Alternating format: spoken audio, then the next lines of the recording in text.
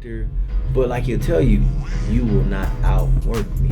If we're on the treadmill together, I will die before I let you beat me. No, that's what he definitely came into the game super early, natural, like a naturally talented entertainer, but he went and learned the craft too. Outwork niggas, you know what I'm saying? And so that's artistic. Artistic is extremely talented, but he outworked a lot of niggas, bro. Yeah. Outworked a lot of niggas, and then he just right. It's like, oh wait, what you doing? How you doing? I'm outworking you. What are you doing? And he always had a job the whole time. It was like no excuse. Nigga, you going to work, coming home, DJing, doing everything you thought. So if your work ethic, you'll beat the talent. You'll beat the raw talent if you got better work ethic. Mm-hmm. And his work ethic is not. So what do you think? Like, what do you think about like the last run we had? Like, not saying so much. We got the YGs and the you know, that era, but that initial run that we had with like Problem, Maestro, Bishop, G. Mm-hmm. I don't want to say it's exhausted, but what do you think of that run? And because they were super talented, and then you see with like Problem had that dichotomy where it was like, dude was super dope on some lyrical shit, but you know he definitely. I don't want to say dummy you down, but that's something like somebody like Stro would say. Stro would always say like to dummy you down for radio. Problem had the talent to be able to rap super go and then do some super radio shit. Like why, you know what I mean? And then him and Bad Luck are like a dope ass tandem when it comes to making like trendy, catchy shit that still got some swag to it, some talent to it, but. All of that, I don't want to say it's exhausted, but like it gave way and it kind of disappeared really quickly to where I still see Problem. He drops here and there. G just dropped the video, but it's been a long while, and even his run on Cash Money wasn't all that fruitful. Just think about how long he sat and waited. Mm-hmm. We got the new dudes now, but there's a big gap between. That era that was kind of like when we were running, when we were at our pinnacle, all of us, DJs, producers, rappers, whatever it is. I just can't, I try to find the words and the place to figure out what happened. What do you think that happened with that run? Because I think that kind of goes into... I want to really understand the question so I can answer it effectively. Well, it's just, there's a big gap. It didn't seem like there was a passing of the baton from, like, let's say the G Malones and the Bishop Lamonts and the Problems and the Maestros to the younger.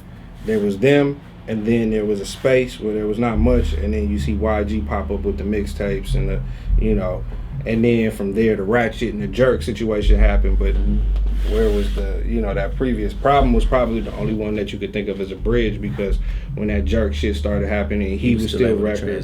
Yeah. I think that era before the Game drop,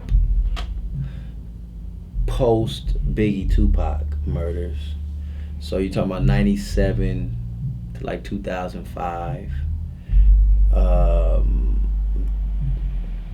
it was kind of tough out here to be in LA as an artist. Right. That's when I did the Young Walt presentation mixtape. I'm doing a bunch of mixtapes with 211. I did 2 for him. And you got like was 211 signed at that point in time? Or? I think he was fucking with Jeezy, right? Fucking with Jeezy. Yeah. Him and what's the bro from Carson? Rocket. Yeah. Damn. Like it was a bunch of dope cats. Like, think about Carson had a bunch. Rocket, Conflict. Yeah. And all, like I'm saying, all of these, that's what I'm saying. Like, where did these... So, you got to think about it like this. Timing was really bad for niggas. And I'm a part of that era. Timing was really bad. The reason why timing was bad because the business, it was kind of cold. It was kind of unsafe. It was looked down upon. Niggas didn't want to fuck with us on the West. Right. But I think that was a good thing because it birthed the independent artists. Until Dr. Dre said yes to the Game and put the Game out, LA didn't have nothing new. that was sticking to the wall. Right. Like we was shooting at the wall, but nothing was sticking. No. Right. And that's what it boils down to, yo. The fans really choose the music, you know. And then you also have to realize that. So 2005, I started ING Times with Polly Rob. I remember that. Right, and so he was there with me too. My guy Black right there.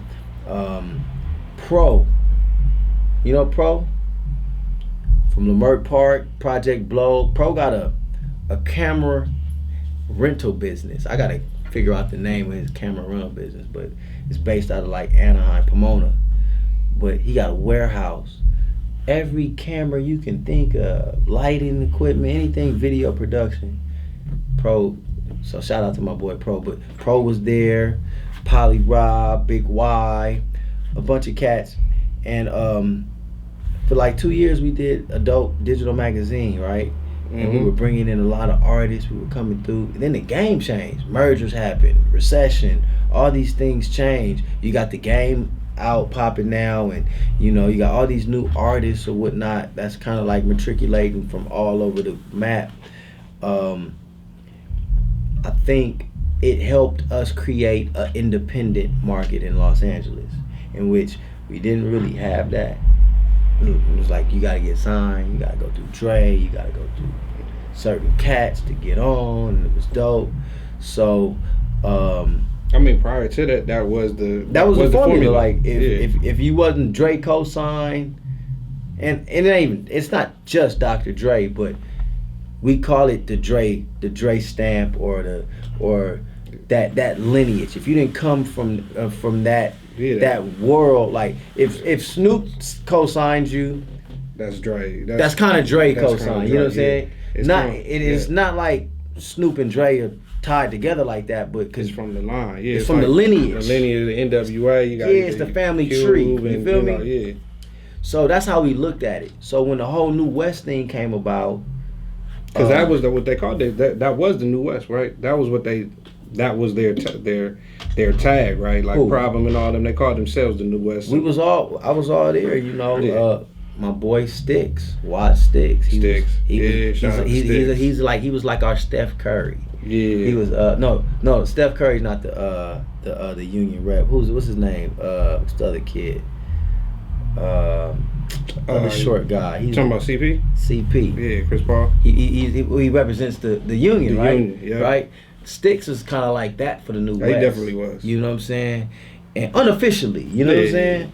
And we was all there. We would have meetings. We try to figure out. It'd be 40, 50 artists in the room trying to figure out how to do it, females, males, and you know, it was you had Watts, you had Compton, you had Long Beach, you had, you know, Inglewood, South Central. Everybody was coming together trying to figure this thing out, and that's what kind of set the environment for a YG and a Nipsey to be able to do what they did. You know what I'm saying? And G Malone was at the forefront of that. He was. Because Mr. One, I saw him this week. It was Mr. 1.7, right? Yeah. Mr. 1.7. He got 1.7 mil. Yeah. Got 1.7 mil from Sony. Yeah. It was like, how the fuck he get 7-1? Off of the mixtape. How he do that? Brought in the sound. 100 Bloods, 100 Crips, all the time. How you? Wow, this is dope. Okay. And then turned around and got that million from Mac after all that. Right. And it was like, damn, G is doing his thing. And it just showed us like, yo, it's possible. We can really do this. So he's like a huge inspiration in a way, because it wasn't a lot of cats getting that type of money, being able to get those type of just dues at that time. The transition, absolutely. You know what I'm saying? Yeah. And so G was like at the forefront of that, you know, and that's why he gets big respect. And then he invested in a lot of people and a lot of things, and he had friendships and partnerships with promoters and club promoters, and he was helping those guys, and that kind of created a Hollywood party scene, which I don't think he'll ever get credit for, because it wasn't necessarily him, but at the time there's a lot of people throwing parties, and those are a lot of his homies, and he was helping them. You know what I'm saying? Throw these parties in whatever way he was helping them. You know what I'm saying? We wouldn't have a DJ head. Nah, definitely. He was definitely a part of that run. If Glasses didn't say, nigga, you need to start DJing. I need a DJ. Right. You know what I'm saying? And he was that like, was all claim right, to fame, yep. come on. So G has his place in history. They ain't never going nowhere. Right. And then he blew the vision. He wanted to put on artists, and it was just the division, and it was a lot going on, man. He tried to do a lot. Didn't that sparked a couple other movements? It was Blue, and did they have like Green Division? Oh, the Green Division was was that an extension of which? Because I was like, it was always separate. That was always separate. That was always separate. Okay. Those brothers, man, it was, I think Gardena. That was Booby. Wasn't Booby Soprano? Yeah, Booby was down with him, but I think that movement was like, wasn't that like the Tonyans or the Samoans was down with that whole movement? With the Green Division? Yeah, it wasn't Green Division was because there was Glasses thing, but there was another group called Green something. I can't remember. Yeah. But it was some Samoans though. And them niggas was representing. They was holding it down for a minute, and it was a lot. It started to be a bunch of independent labels popping up, and people starting to just want to do their own thing. It was a good time. It was a very fruitful time. Yeah, I mean, I don't know if it was too fruitful, but it was just a good time for people to get out. I don't know if people made a bunch of money, to be honest with you. But then, like, you speed up, and then the jerk movement come out. The jerk movement changed the game. It did. The jerk movement. That's what I'm saying. At that point in time, you saw most of those guys. Well, I'm not gonna say most of them, but you saw a lot of silence. Rapping. They was really rapping. The jerk movement came in. These kids were having fun. They had dances attached to it. Whenever, as a parent, when you become a parent, right? If you become a parent, however, you 40-some years old and you see your little kids out there dancing and they taking it serious and they look good and they fun and they friends are coming after them and it's like a new thing. It's like cute to you. You like, oh. Yeah. And then you got the momingers and the dadingers that start like managing their kids and they like, nah, my son dope and you know we this and we that. And then Tommy the Clown was a thing. Tommy the Clown was definitely, and so it was a great thing for us as artists, you know, to be able to have these types of forms of expression and platforms where you can go out and do your thing. But then we had to like make sense of it. We had to like put it on a bigger stage. And some of the stuff that was taking place wasn't ready for the bigger stage. And that's cool, because it's going to be like that. But then the new boys break through, and they on a bigger stage. The Rangers. The new boys. What's the ones from the IE you talking about? I can't think of their names. Audio Push. Yeah. Them niggas is real rappers, homie. The little ones from what's the ones from Inglewood? Don't do me like that, man. Wow, we definitely from the, old, bro. Like the Teach Me How to Dougie ones? Oh, you talking about Cali Swag? Yeah, there you go. Come on, man. Yeah, I mean, and they didn't really want to consider themselves jerk rappers. They didn't. YG, man, all them dudes wanted to disassociate themselves because it started to get sloppy. Because then, like, Pushers Inc. came out of the jerk movement, didn't it? Yeah, but I mean, Pusha Inc. was you got to think about it like this. You had YG, Man. They were all like in a group together. They were, you know what I'm saying?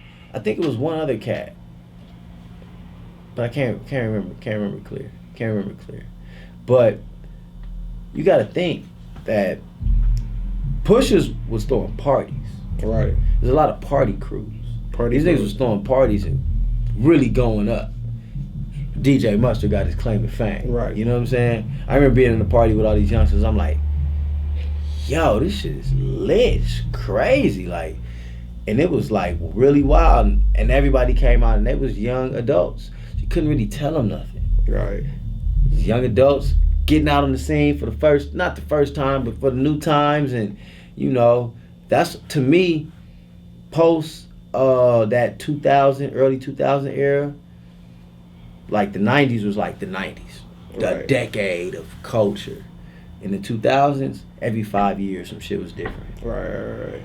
You know, that was the new millennium. That was the Y2K. You know what I'm saying? Like 5 years, all right, change. 5 years later, 2000, and then 2005, night and day. 2005, 2010, yeah, whole new shit popping. 2015 to 2010, even more new shit popping. Right now, what was happening in 2015, only some of that shit can come with us. Right. You know, and when I say come with us, I mean that will last, that stand the test of time. You know what I'm saying? Yeah, but I mean, yeah, definitely so. But I think we're back, at least the West Coast is back to a point where culturally it is contributing a significant amount to the culture worldwide. Whereas that's reminiscent of something like, let's say, in the 90s, where it's not like we're just not an afterthought or a stop to make, you know, going back to Cali. Now it's a, you know, I mean, you have to say when Nip passes and the whole country is, the world is in shock. You have memorials popping up in different cities. Yeah.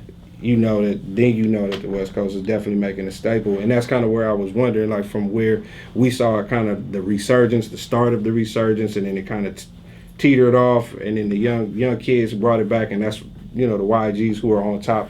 The DJ Mustard era, bro. The DJ Mustard era changed the game. That put the money back into our hands. It did. We had to figure out how to get the money coming back, because, you know, there's a bunch of rappers. Like Nipsey was in that early 2000 era. You know what I'm saying? He was grinding hard, wasn't getting no looks. Nah. That he wasn't getting the right looks. You know what I'm saying? Right. Nipsey was one of the first artists. Him and Tajay, I ain't gonna say one of the first, but they were like, they took, as an independent artist, they would go get posters and put up posters and be competing with, because I ran street teams for Capitol. Shouts out to Big West and Dre. I ran street teams for Capitol Records. So as a major record label, even though it was independent and we were vandalizing the city, the street light poles, they belong to the major labels. Yeah. So as an independent artist, you was like, I ain't compete. First of all, I had to have $2,500 to get 1,000 posters. Yeah. So but they definitely hit those same man, I would have to compete with Nipsey for real estate. Yeah, for Nipsey kept the La Brea and Overhill and Slauson. I mean Slauson, Stocker, La Brea, Overhill, where all that cross. He kept that row right there for like 6 months one time. It was nothing but his posters. I remember. And I would check, because I wanted to put him up, and you can't take his posters down, not because you like afraid of him, but like just on some like respect shit. I wish a nigga would take down my poster. Like, you know what I'm saying? So his poster stayed up through the rain, through all that shit, and nobody touched it for like 6 months, which is unheard of. Right. You know what I'm saying? And it was that moment I was like, this nigga's serious. And the work was done, but it was the fact that they stayed up. Right. And he would replenish them, or they stayed there till they looked beaten, deaf, and dawn, and it was just falling off. They was there, and that was like, you got to think, we would choose La Cienega, La Brea, Crenshaw, because anybody leaving the airport, they had to go that way to go to Hollywood or get anywhere else. So we would hit all of the spots where they would leave the airport. We wanted you to see. I remember I was sniping one time. That's what we call it. We were snipers, right? So we were sniping one time. I'm on La Cienega and Cadillac, and I got the Def Jam account. So the new record is The Port of Miami. Rick Ross. Rick Ross is coming into town today, so I'm hitting it today. Shout out to Rick Ross. Shout out to Rick Ross. Port of Miami too, about to come back out. Go ahead. It is, no doubt. And shout out to the real Rick Ross too. Freeway. What's that? But it's crazy because Rick Ross, he pulled up on me. He's in an SUV. I'm sniping, going in. He pull up on me like, yo, what's up? You know, I can't make his voice out right now. He was like, yeah, man, I appreciate you, I see you out here doing your thing, man. Ever since I left the airport, I see my posters everywhere and shit. It's you? I was like, yeah, I'm out here. He was like, yeah, You know, he was like, yeah, man, that's what's up, da da da. I just want to tell you I appreciate you, da da da da. I didn't fan out, and I'm just, you knew, what's up though? Your shit dope though. And so we just chopped it up for a minute. He was like, yeah, you know, fresh out here in Cali, where the weed at? You know, I'm like, plug, let's go. You know, I went into hustle mode, but that never transpired anything because we don't sell drugs. You know what I'm saying? We don't do that. You hear me? No. Not while on duty. Not on duty. No. We consume them under prescription. No, it's legal now, so it is what it is. But no, I mean, so there's definitely influence that you see from that era. It's definitely some of these guys still around. Ty Dolla $ign was still around at that time. He was. You know what I'm saying? He was doing his thing, Ty and Corey, and you know, it's a lot of history. I think today, where we're at right now, the West Coast is in a beautiful space. It is. We don't have one sound. It's all different kind of sounds. I like it. All of it ain't gonna be for conscious elevation. Right. Some of it's gonna be for turn up. Some of it's gonna be for just, you know, good conversation, for good car music, street music. We representing in all these different areas, and the music is getting better. The business is getting better. And, you know, I just want to encourage everybody to keep grinding, man. I mean, music is life. We can't do nothing without it, to be honest with you. I don't know where we would be without music. Think about movies and just TV, to think about the life without music is is something you can't even think about. Nah, and there's so many different avenues that you can go in with it, so you don't necessarily have to just be on the mic. Your dreams, your wildest dreams will come true no matter what part of the business you decide to master. Like, my man behind the camera, your wildest dreams could come true with the camera in your hand. My boy, Mike, shouts out to Mike Walls, representing the free life. You know, he's an artist. He's a rapper, dope, prolific writer, you know, produce. You know him, Mike he's Walls, like, oh yeah, I know, okay. The camera took him around the world, though. You know what I'm saying? He just got done shooting Nicki Minaj, and she got new product coming in, and he went around the world with the camera in his hand, and he wasn't like no long-term vet with that. He had a passion for it, and he never turned away from it. And so, even like with me, I was a DJ. I'm hosting things now, and people like me as a host. And it's interesting to me because I never saw myself as a host separate from me as a DJ. But I'm getting booked and paid just to host. Good money, better money sometimes than DJing. Gotcha. You know? And so with that being said, it's like, man, you got to embrace your gifts, and you got to understand how to package it and how to put it into do mode. We know a lot, we see a lot, but like the proof is in the pudding in what you do. You Absolutely. know, and your work speaks for itself. And so like when you just keep going, look at Problem. Problem was producing other artists in that era. He because he's a dope ass producer. He can make the music, and it took him a while. Then he got on the mic. You know what I'm saying? It happens all the time. My boy Inglewood Tip. He was producing artists. Shout out to Chris. Chris, what up, bro? Chris, He was, you know what I'm saying? He was pushing his brother and the other artists around him, and they was dope and they was doing their thing. I did a mixtape with them, and now he's on the mic. Yeah, you know what I'm saying? He got and he nice with it. Yeah, I'm proud to say that, bro. He got like my pops would call it stick with itness, bro. Yeah. He keep like as many times as I open up Instagram, something new, and he don't. It's never authentic. stale. It's never the same old thing, bro. Always. I actually did that record, Dope Man. I produced that. Me and Nick Smith from 1500. Nice. We produced that. Nick. Yeah. Monster. We did that Dope Man for him. He shot that video. I had a little quick cameo in there. But and he a spiritual leader for us too. Yeah. You know what I'm saying? He holding that space for us and helping us with that. Talking about Nick Smith, man. You know. Oh, Nick is definitely dope. Man. He's super dope. Dope, talented. He just did something at Unplug. I didn't get a chance to go, but I saw it on Instagram.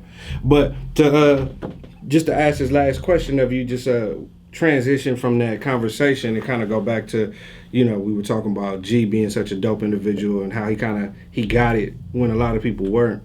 He just dropped the video from the perspective of Orlando, right? Interesting. Right?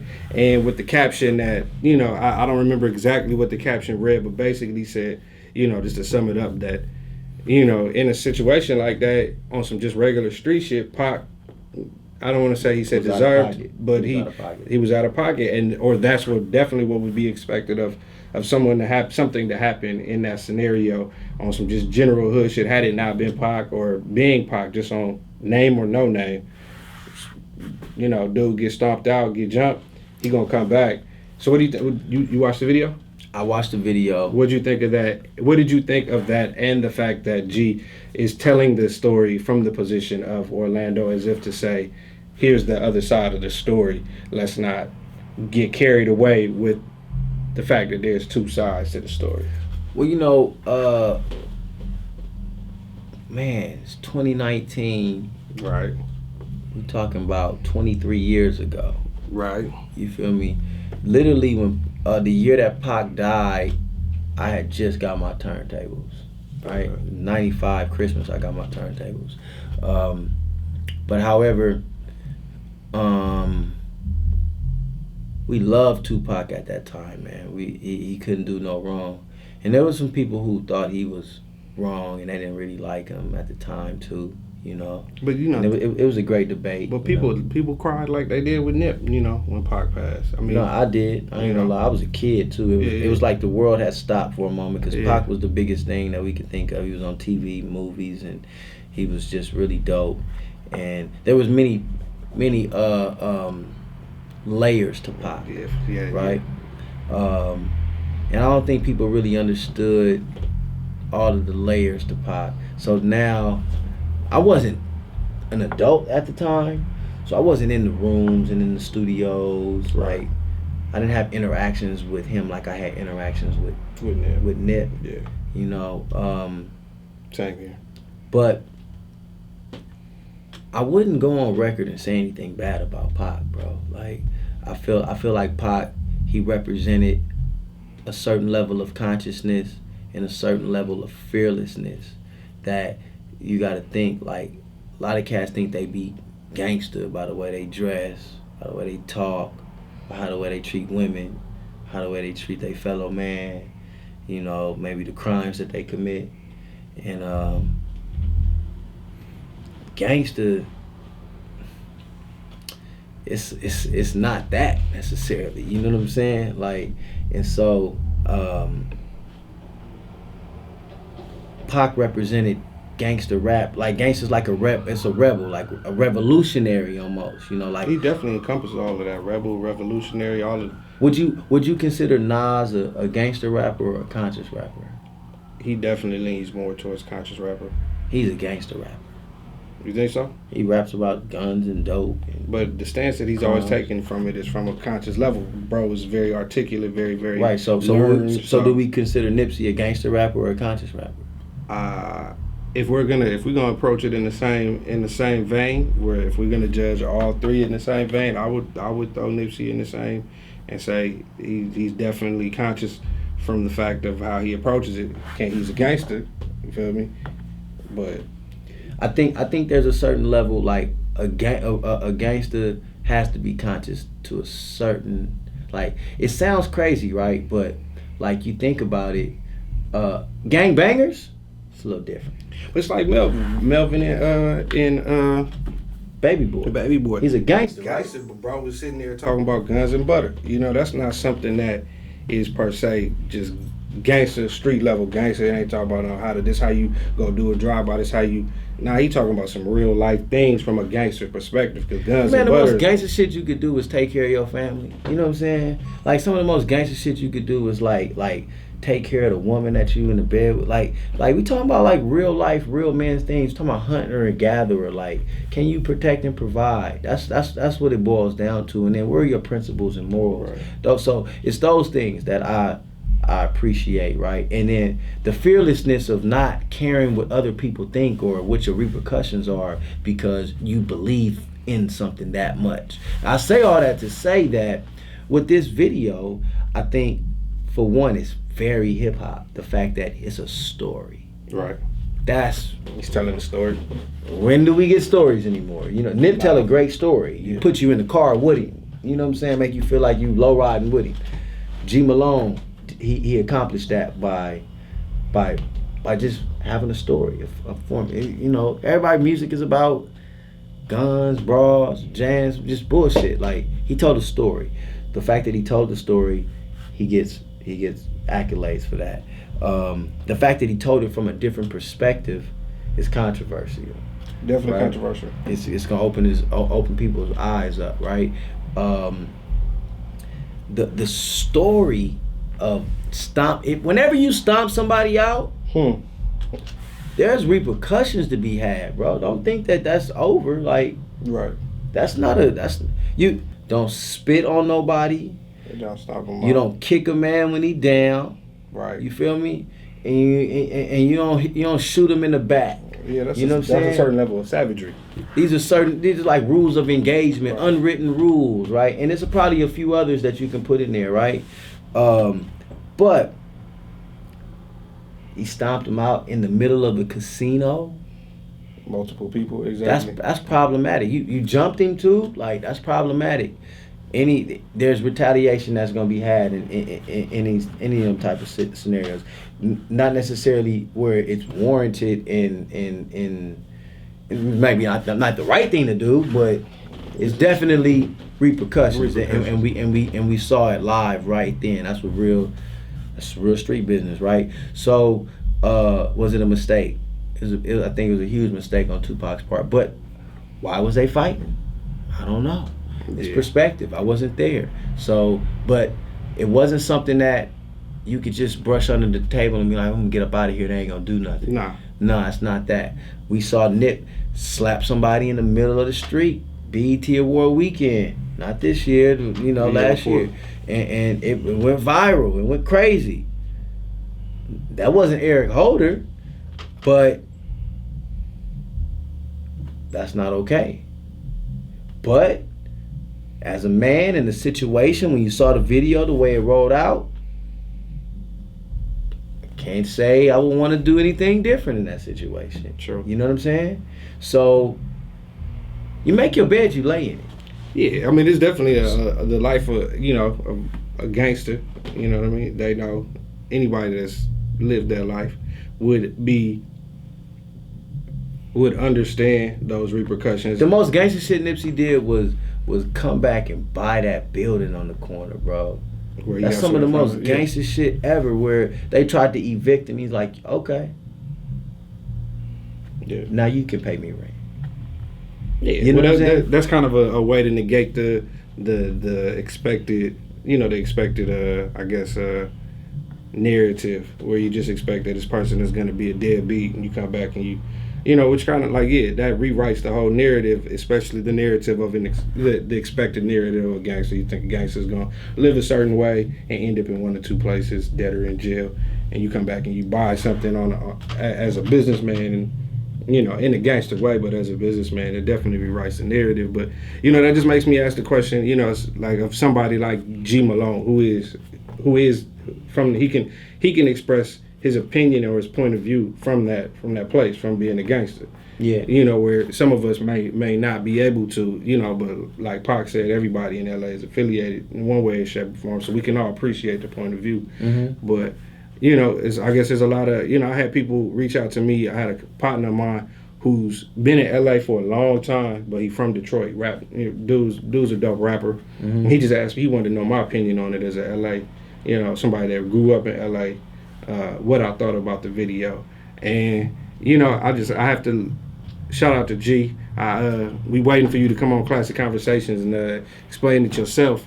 But, I want to hear more about the reason. Definitely understand the point of view from a gangster's point of view. He got that pass. I just want to hear more about it. Like, I really want to hear from the horse's mouth what the reason was for doing it at this point in time. I think people just care about it now, like because somebody they love is involved.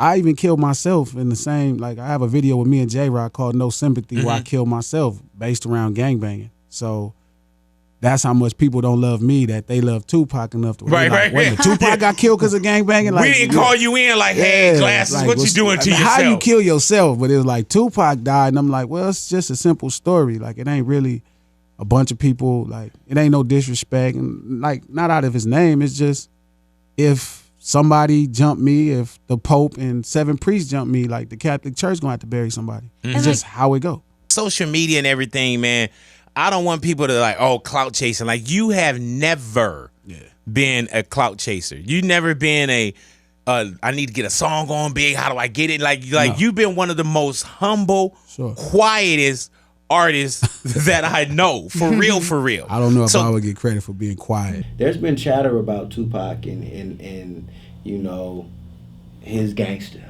and his moves and was he this and was he that? You know what I'm saying? There was people that was like, I was there. You wasn't there. And I was the nigga was this, the nigga was that. And we like, okay. I understand everybody's position. I mean, people said a lot of things about Dre. People said a lot of things about a lot of people. That don't mean that that's gonna hold truth. Right. And a lot of the Tupac chatter to me is like, man, let that dude rest in peace.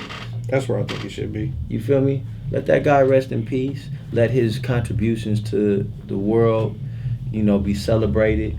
I think we definitely need to let him either rest in peace or rest in Cuba, wherever he at, wherever bro at right now. You just need to let him be in peace. You bought that story, man? Huh? You think he in Cuba? Nah, but I'm just saying. I'm not gonna say I don't think he is. I think this nigga think Tupac's still alive, y'all. Hey, look, anybody that watches already know that I'm definitely open to any conspiracy theory. I'm not gonna say that I think he is. I think that there's I'm not gonna say a strong possibility, but I think that there's a small possibility bro skipped out of here right quick and went down to Cuba with Asada Shakur, and he down there on his Android phone, his prepaid Android phone right now, laughing at us. On a BlackBerry, because the BlackBerry's untraceable. Okay, you know? So there you go. He on his BlackBerry, his old BlackBerry, laughing at us, laughing at everybody, you know, for keeping his name live, and hopefully he got those royalty checks rolling in somehow.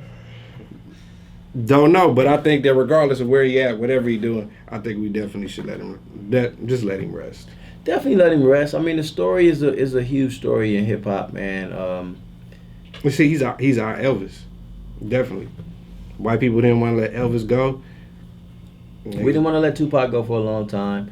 We definitely didn't want to let Nipsey go, and I mean that pained me, and man, in a lot of ways. And I'm not even like inside of his marathon circle. You know what I'm saying? Like, I'm connected by way of 1500 or nothing, you know, and just being in the neighborhood, Nip having respect for DJs, and like had the respect enough to ask me what I thought about his music at a particular time. And you know, we celebrated one of his releases at a store that I was like consulting and kind of working with, but yeah, man, it's interesting how much the streets, it's almost kind of like dry snitching to me. It's kind of like not even dry snitching. You kind of like, it's a lot of snitches out here. It's a lot of niggas telling the tale, and they're doing it through the lens of art, and it comes to our detriment. It's like it's because they're using our art to convict us. Bobby Shmurda, what's the dude? What's his name? Melly, you know, YNW Melly, that's his name. They're using our art to convict us. So, you know, one of my artists, we got the same tattoo, you know what I'm saying?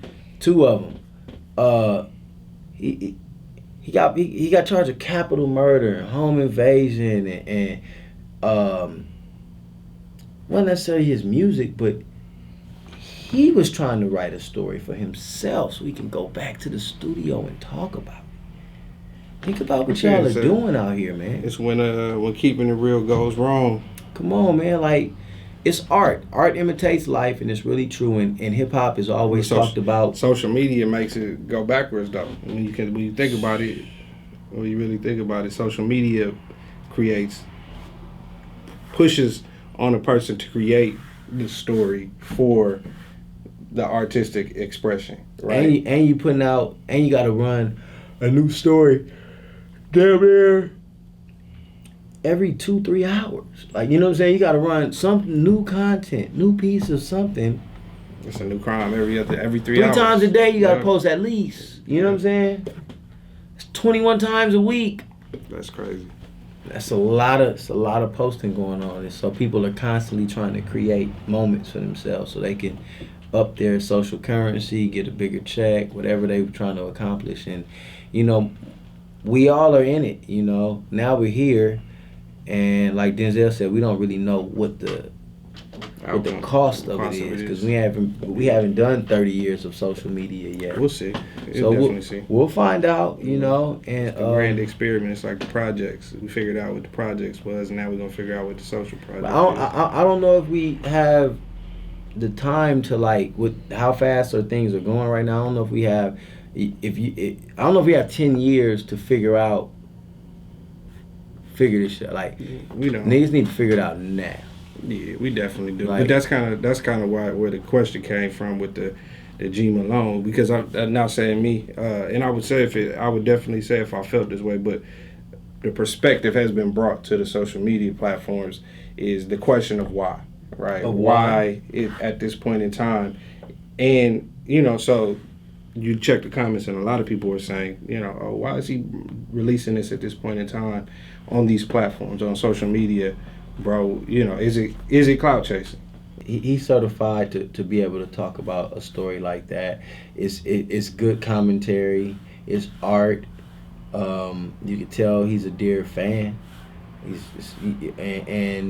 Yeah, because I don't think anybody questions whether or not he fucks with Tupac. It's just that It's perspective, and it's good perspective, because the youngsters.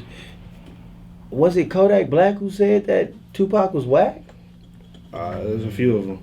It was a few of them. I don't know if it was Kodak, but it was definitely 2 or 3 of them young boys that said. You know what I'm saying? So that's on like, top of the other ones who said that they were the new Tupac. Right. It's ironic. It's like, okay, you're a singer, right? You BJ the Chicago kid, but you don't fuck with Marvin Gaye. Oh, that's crazy. Okay. You know what I'm saying? Like, that's not his case, but I'm just saying, like, so as a rapper, how could that even be real? You know what I'm saying? So it's good perspective, and I think it's really good for the youngsters to know. You got to think about it. In 1996, what I say, that's 23 years. You was born in what year, bro? 94. Shit. You have no recollection of Tupac, bro. You fuck with Tupac? I listened to him when I was growing up. Based off influencing people around you. But I'm saying, do you per se buy into Tupac? Is he an artist that you like, as opposed to just somebody was playing when you were growing up? I like it's him. okay yeah, for you to say. I've seen his movies, Juice and all of them. You know, like, I grew up with him. Like, it was part of my, like, music, like, on the iPod Nano, all of that. But, like, listen to him like right now, like, I don't really do it as much as I did back then. I ain't pulled out a Tupac album in a minute, but I'll randomly pull out a Machiavelli, or you know what I'm saying? Yeah, best record in my opinion. Bump some shit or whatnot. I mean, he was super controversial, so, like, he said some stuff that, you know, he was able to give us the little fun records or whatnot, but he had some other records that talked about some.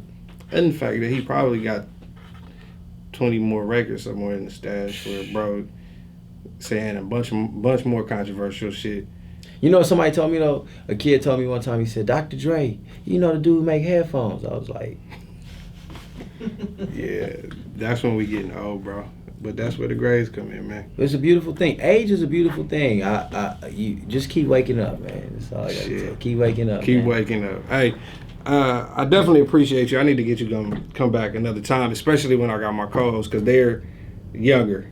They're 20, both. They I more think fun they're than you or 26. something? They would say so because they 26, so I'm the old head, so they always be on my head on camera. Yeah, I want to talk to the youngsters, man. I really shout out to Vic and Maya. Yeah, shouts out to y'all. I like to connect with all generations. So like I'm really cool with folks that's older than me. Like that's one of my best friends, with business partners, and I can connect with 60-year-olds. I can connect with 16-year-olds. So like I love to be able to see the different perspectives and challenge the perspectives and status quo, and so we can all get better, because my mission is to elevate culture. Oh yeah, well that's definitely what we need to do. But shit, definitely gonna have you come back next time so that we can have you do that when they here. Hopefully you can have my back on some of those topics. So they be giving you the blues. Man, they man. They be on my head, bro. Calling me Triple OG and all that. Triple OG. All right, Triple OG, double OG. Double OG, triple, yeah, man. But yeah, man. Definitely appreciate Thanks for having me, bro. Hey, bro. Always. Pleasure. DJ Qwess Coast, fresh, classic conversations. Classic conversations. Like, subscribe, comment, all of that. Share, all of that shit. All of that. Tell a friend to tell a friend. Yeah. Tell that.